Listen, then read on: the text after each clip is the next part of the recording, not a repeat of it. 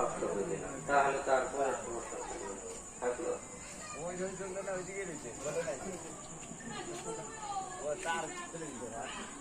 তাই এটাকে বলছে যে একনিষ্ঠ ভক্তি, একমাত্র ঈশ্বর চিন্তা করা।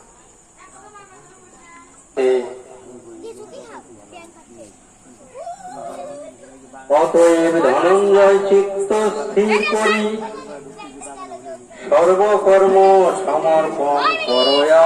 শোনো তবে ধনঞ্জয় সহজ উপায়, আমার উপর মন নিবিষ্ট করিতে অভ্যাস করহ যোগ কায় মনচিতে।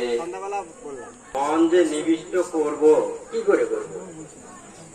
মন যে এত চঞ্চল, মনকে স্থির করবো কি করে? এই বসে আছে, অন্যদিকে মন চলে গেছে, এত মনের শক্তি চারিদিকে ঘুরে চলে আসে। তাহলে এই মনকে, এই চঞ্চল মনকে আমি কি করে স্থির করব? এই মনকে বান্ধার একমাত্র উপায় অভ্যাস। এই যে বাবা দেখো, রাস্তাঘাট দিয়ে অনেক মালা জপ করতে করতে যায়,